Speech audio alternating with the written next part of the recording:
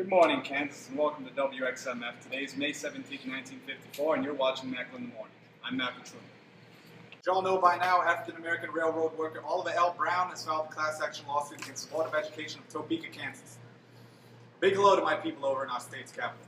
Today, the U.S. Supreme Court will reach a decision regarding the Brown case, choosing whether to overturn the infamous Plessy v. Ferguson decision of 1896, which allowed state-sponsored segregation under the 14th Amendment and led to what we now call separate but equal institutions.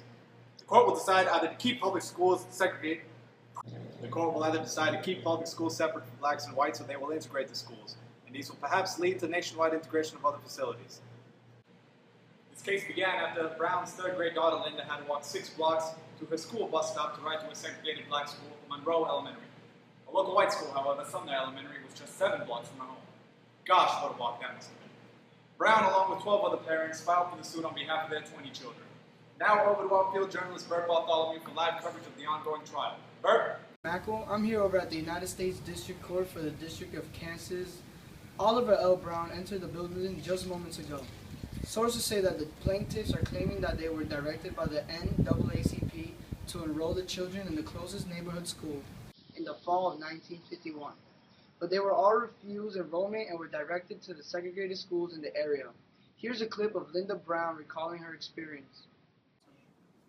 We lived in an integrated neighborhood, and it had all of these playmates of different nationalities. So when I found out that they might be able to go to their school, I was just thrilled, you know? And I remember walking over to Sumner School with my dad that day. And we went into the office with the principal, and they left me out to sit outside with the secretary. And while he was in the office, I could hear voices and hear his voice raised, you know, as the conversation went on. And then he came out of the office, took me by the hand, and we walked home from the school. I just couldn't understand what was happening because I was so sure that I was able to go to school with all of my playmates.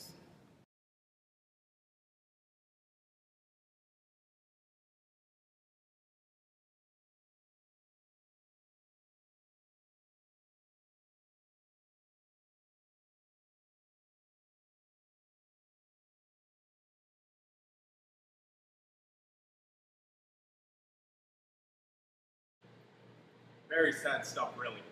Now, folks, this trial has been going on for quite some time, and today we will finally hear a decision that will permanently affect the issue of race in our country. Bert, what can you give us about the background of this case?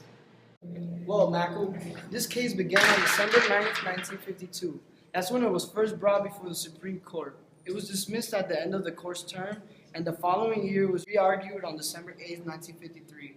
The Brown case was combined with 4 other similar cases across the country to fight against the separate but equal policies implemented in schools. Now, almost 2 years after it was originally brought to the highest court in the United States, the judges will announce whether to overturn the Plessy v. Ferguson decision of 1896, as you said earlier. Hold on a second, Mackle. Okay. Yes, indeed. I've just heard word that after much anticipation, the court's decision in overturning the 1896 decision, the Court of Chief Justice Earl Warren ruled, and I quote, "Separate educational facilities are inherently unequal," and the case was ruled as a violation of the Equal Protection Clause of the 14th Amendment. This has turned out to be a glorious day for blacks across the nation, and an even more glorious day for